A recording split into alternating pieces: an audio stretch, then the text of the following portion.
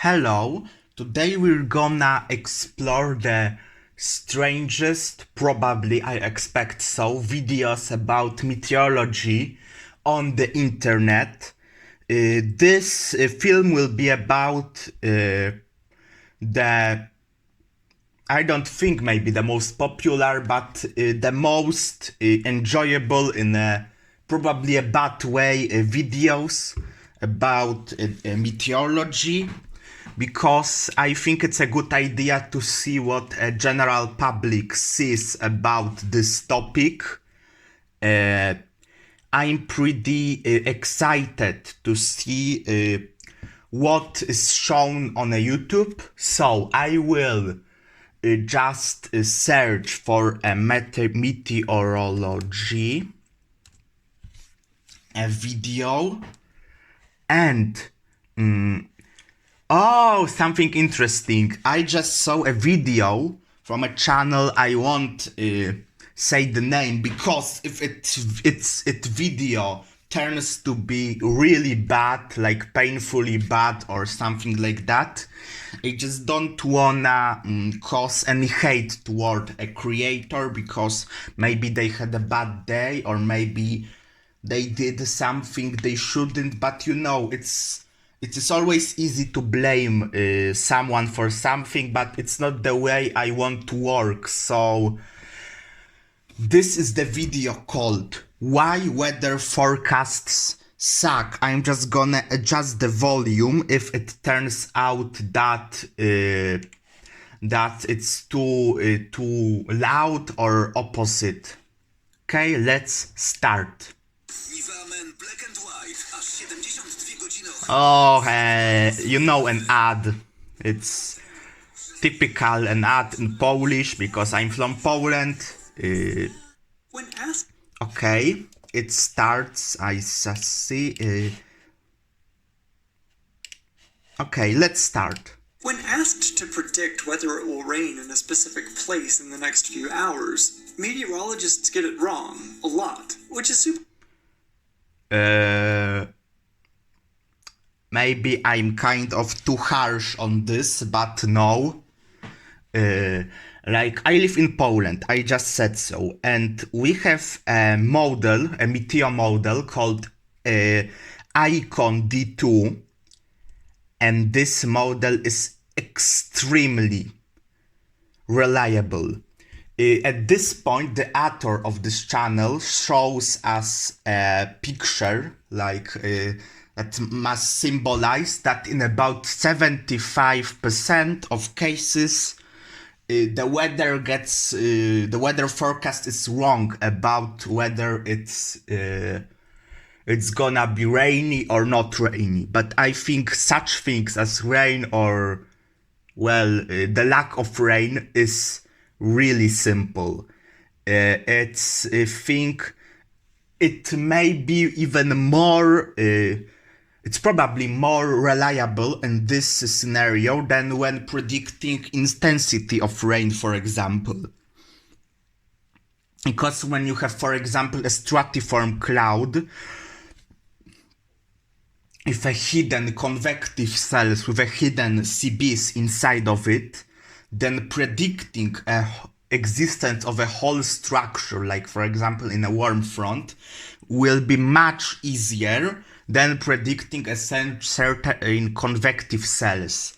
But I'm just gonna do an example of an ICON D2 model that is extremely reliable in this case. It's can predict with 90 about percent accuracy whether there will be a small few kilometer wide cell at a certain point with 20 hours in advance. It's amazing. It wasn't even possible just few years back, but the weather forecasting is getting so much better. The models are just getting more and more amazing. And also he shows, when he says meteorologists, we see at the video, he's showing the weather presenters which are not meteorologists, and at least in Poland, the quality of and their knowledge is probably, let's just say, not the best. It's not certainly their fault. They are just journalists that are trying to present meteor data to the general public, but they shouldn't be treated in a way as meteorologists are treated. Meteorologists, they can be expected to deliver a much more data with much more quality than just simple people that are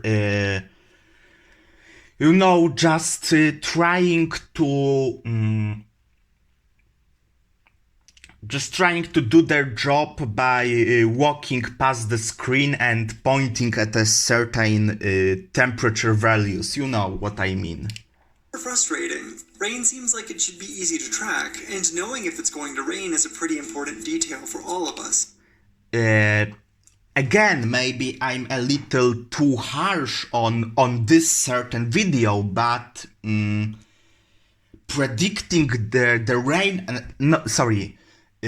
tracking a rain at a certain moment is really easy. You just use a radar and you have a very good accuracy of whether it's raining in a certain place or not. The problem is predicting it. So the author is confusing tracking existing rain patterns at this moment to forecasting it to, let's say, 24 hours in advance. So what general public is expecting from forecasters. But it turns out that rain, at least some of it, is really hard to forecast at small. Yes, it's true, and it's absolutely true. The rain showers, so the type of rain that is really short term and not very strong, is really hard to predict. And it's getting better with every year, but it's still a lot of unknown when it comes to a convective storm. So the small cells with really strong, but not very wide rain areas, they are really hard to predict. And yes, it's true. Scales. There are two main ways that rain forms, and while we're really good at forecasting one kind, we're really bad at predicting the other. Yes, true, and I wasn't even expecting such detailed knowledge from this kind of video, but yes, it's showing a difference between a large scale rain and a rain that comes from a smaller clouds, but this kind of rain is usually stronger. It's called a convective rain.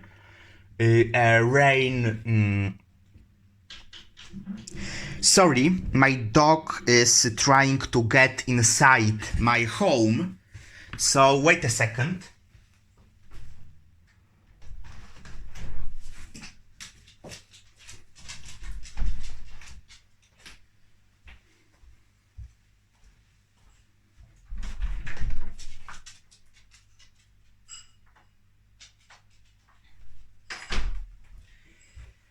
We're back. So my dog is inside.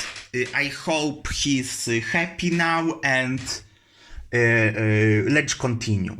First kind, which makes up about 40% of the rain we experience, is the long-lasting gray skies all day kind of rain. This comes from giant air masses called fronts, which move around the planet. When a cold one runs into a warm one, the warm one, which is less dense, gets lifted up. As it rises, it quickly cools off, which causes tons of water vapor in it to condense right where the two air masses meet, and then fall as rain, or...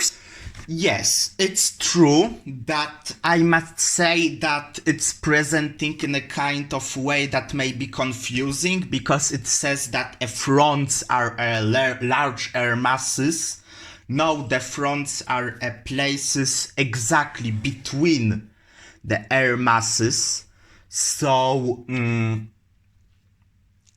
yes, the frontal rain is usually long-lasting, not always, but usually, and it is caused particularly by warm air rising above the cold air, and then the water condenses, etc.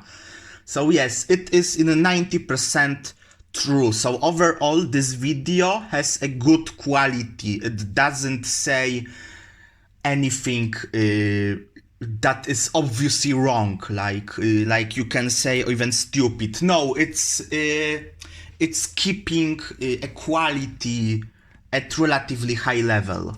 Snow or sleet. Since the fronts themselves are large and easy to track with radar systems, not only can meteorologists tell pretty much exactly where this type of rain will fall, they can also measure the size and temperature of the two air masses and use that to accurately predict how intense the rain will be and how long it will last.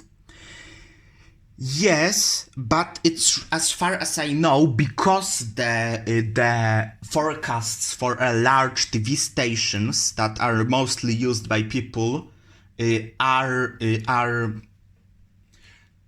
done in a very fast way. It isn't usually nowadays measured in such way. Rather, you just look at the weather model, for example, ECMWF model in Europe, that is really good at predicting this type of rain patterns, and it's much more reliable than predicting it from, let's say, a difference between temperatures between two stations.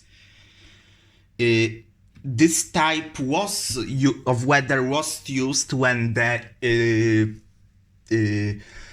way the information was spread in the world was really slow, and all you had was a set of data transmitted by, for example, telegrams from a certain area in a country. So yes, in the beginning of the 20th century, when we just discovered fronts, this and the radar were indeed the main components of predicting a weather.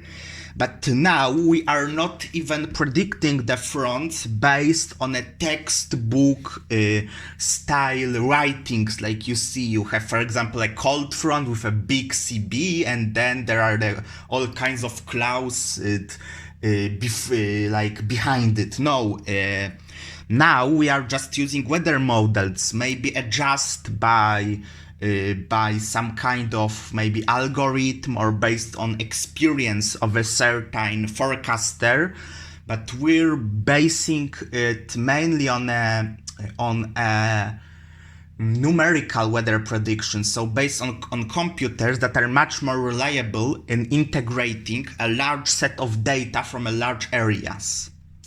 The majority of rain we experience comes from a process called convection. This type of rain happens when heat from the ground warms up a small mass of air, which then rises and cools, causing the water vapor in it to condense and fall to the ground. Yes, there's nothing wrong. It's a great presentation of what an convective rain is. So there's nothing wrong with that. That process of rising, cooling, and condensing is very similar to what happens with frontal rain, but because convective rain is triggered by heat from a small patch of ground, rather than the temperature difference between two large masses of air, it's much more complicated. It's hard to know how warm various parts of the ground will be at a particular time. Yes, it's very hard, we just don't know it. That's why, for example, dust devils are so hard to predict, because they are based solely on this type of small-scale convection, and we just don't know when they will start. They often just happen to exist. It's really funny. It's really cool to try to spot them and sit for hours on a large field waiting for them to happen, because they look really cool. But everyone who did it at least once knows that they happen at a really random moments in a really random place. So it's absolutely true. We don't know how the small portions of air that can even initiate a local thunderstorm is going to behave we try to measure like the content of moisture in a soil. Like we try to measure different types of like different albedos of like, let's say, forest and sand and open grassy area. They all have different ways they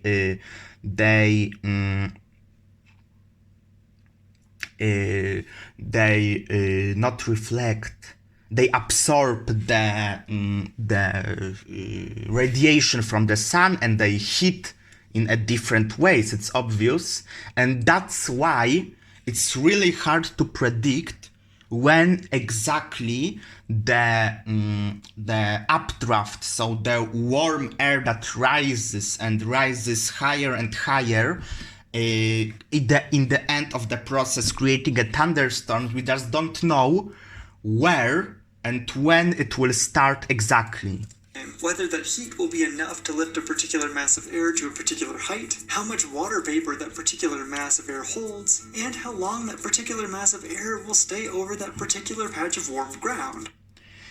Yes, it's all true that these 4 factors, and probably even more if we dive deeper in it, are the main variables in the whole equation of creating an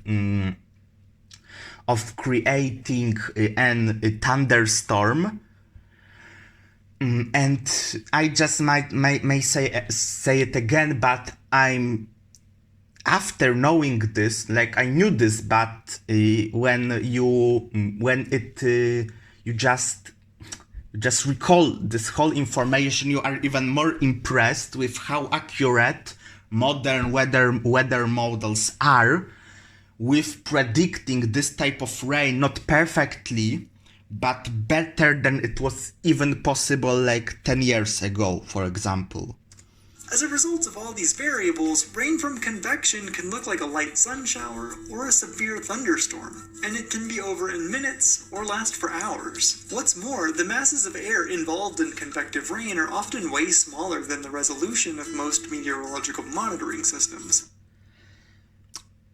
I must disagree with it, because now the author shows a radar and says that the small masses of air are too small to be predicted by a radar, because he shows a radar. But no, it isn't about tracking the small portions of air that are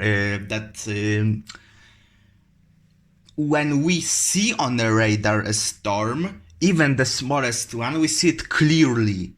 We see it has at least several kilometers in wide, are in all 3 dimensions. So it's not like we can't see them in any way. Obviously, we can. It isn't perfect. It was true, like when we used only data from weather stations that were delivered 4 times a day only, but now we can with just few minutes of like being just few minutes late, this time where the data obtained from radar are being analyzed and transmitted, for example, via the internet to the websites that monitor the weather. But we can now, in just few minutes, obtain the information and even predict based on past scans how the certain storm will evolve. So it's not true that we are in somehow blind to the way the convective storm moves. No, we are not actually, I think. So not only are the mini storms hard for radars to detect, but no, they are not, as I just said. Even if the storms do get detected, meteorologists have no idea if it's raining in the whole area or only parts of it. it depends on the resolution of the radar. When we have resolution like in a Poland of half a kilometer, in the US in 1/4 of a kilometer, we actually can know with much more much better reliability whether it's raining in a certain place or not. There is some variables that can determine whether it will rain actually. It's very common, for example, that dry air sitting near the ground just causes evaporation of the falling rain, and it actually turns out to be lighter than the radar would expect, but it's not like it's impossible to predict it, as the author suggests. We actually know with relatively good, we can make an assumptions that whether it will rain and it's raining in a certain place or not based on a radar, and just that, you know what I mean. Here's the extra frustrating thing about this hard to predict type of rain. Because it gets kicked off when the ground gets heated, it's way more likely to happen in the summer and in places with lots of heat absorbing materials like cities. Yes, and it's also true that it's the kind of weather where people are expecting the most out of forecasters, so it can create an illusion that forecasting is worse than it actually is, just because of that, because people are making assumptions about a whole forecasting process based on this certain moments in their life. So when this type of rain does fall, it's often at a time and place where lots of people are gathering together outside. In other words, it's not all that uncommon for it to literally rain on your parade. Yes, absolutely yes. And I even don't thought about it before this video, but yes, it's absolutely a good explanation why not in the statistics but in a people's mind forecasting seems actually to be worse than it really is in a real life. So the author is making a good point, and overall I enjoyed the video. It's not like it's not something I would recommend not watching. For example, if someone wants to gather some basic knowledge on a meteorology. More accurately predicting rainfall will help us with all sorts of stuff. Air travel, farming, water management, emergency planning, and more, especially as the weather gets more extreme. That's where this... Okay, so now he talks about his sponsor. I don't want to show it to you, but I'm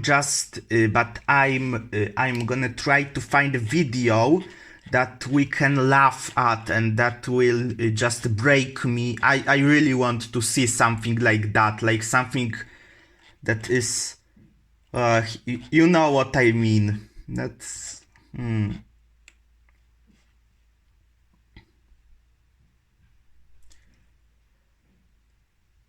Oh, Minecraft. I just saw a Minecraft video. I really like Minecraft.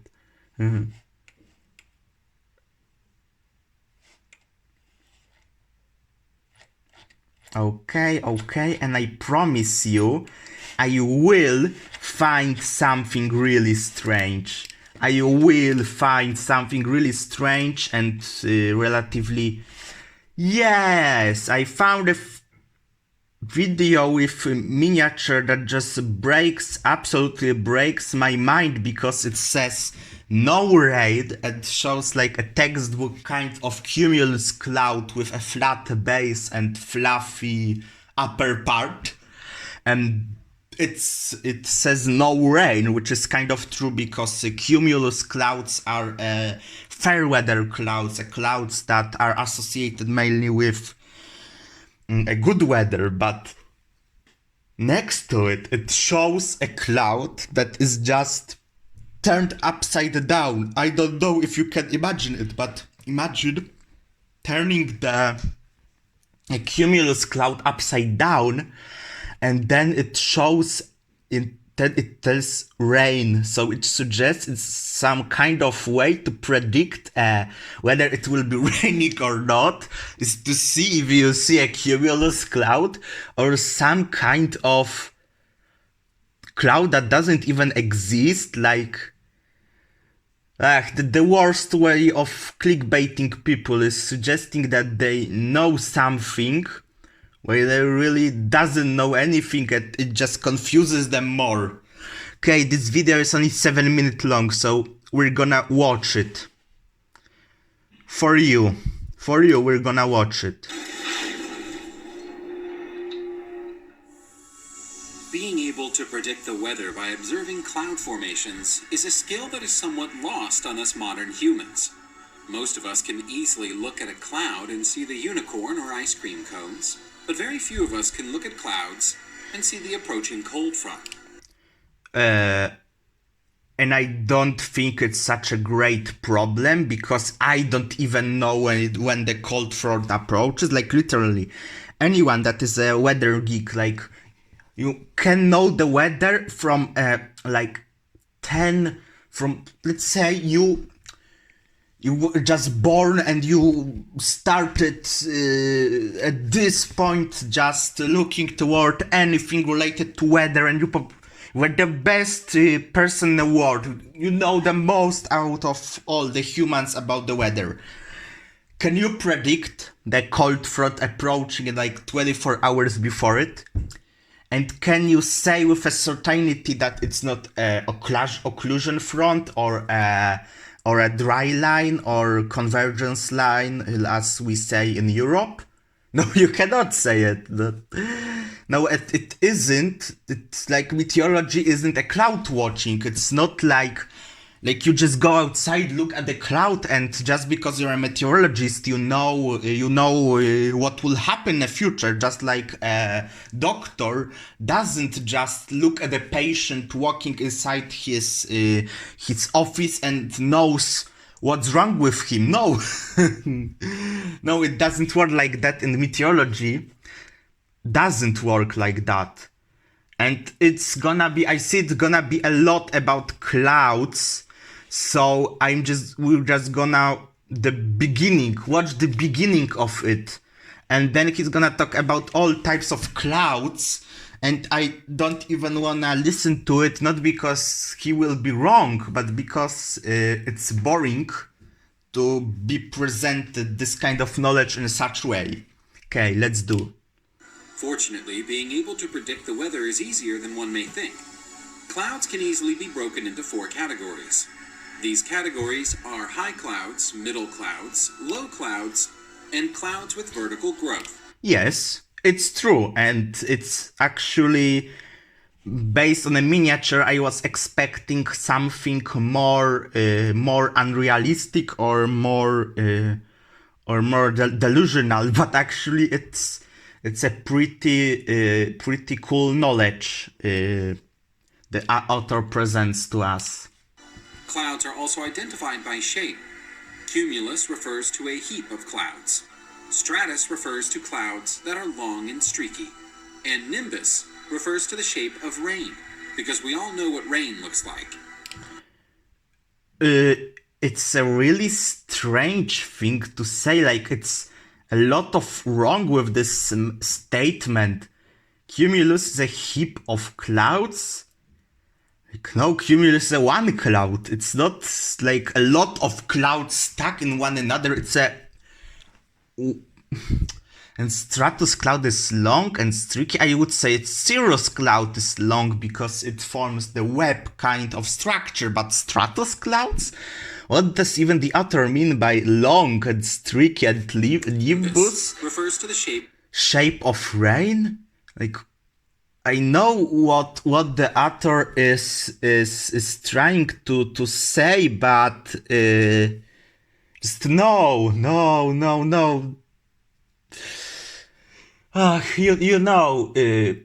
When imagine I don't know anything about meteorology and I see this kind of chart he shows us, I would be extremely confused, because what even the shape of rain means, like rain falls or not falls. What is a shape of rain?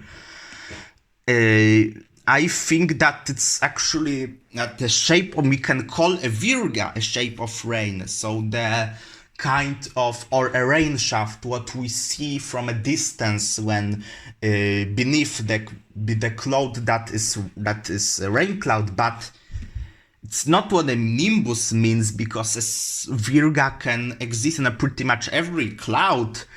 Nimbus means that the cloud tends to produce rain, or rather always produces rain, and that what is defining the clouds. This is what nimbus means. It's not about shape on a cloud in any way. Okay, so I was thinking that it's getting good, but it's getting worse. Oh no, it's getting really worse. Of rain, because we all know what rain looks like. Yes, I hope so. High clouds form at 16,000 to 43,000 feet. Basically, these are the clouds that you only encounter on the top of really high mountains, or at the cruising altitude of a jet airplane. Fair enough, like, there's nothing wrong with this statement, it's true. Due to the extreme conditions at which they form, they tend to be comprised primarily of ice crystals, and Also true. they do not block sunlight. High clouds include cirrus, cirrostratus, and cirrocumulus. True. Cirrus Okay, so now he is talking about all the clouds. Okay, I understand it, and this is where my video is gonna end, because I'm just getting tired of all of it, and I think this second video, it may be created by some kind of bot, not AI, because it's old, so it's not like an AI, but rather a kind of bot, because they were existing back then, but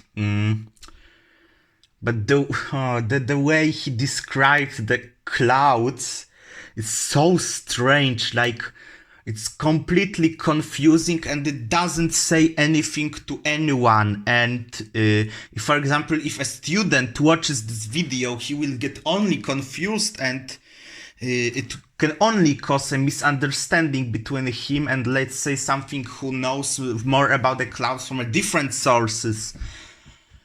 Oh man, it was... Oh. It is even a part of the video that is most watched, I see on a roll. Oh. And it's so sad that people will try to learn anything about anything looking at this kind of thing. Let's just watch it again. Heap of clouds, czyli I'm just trying to comprehend what does the author even was trying to say when he showed us it, and I don't know. Like, I don't think he even knows what it means. It was... Just let me know if you want more of this content, like... Just let me know. Okay. All I can say to you is have a great day. Bye bye.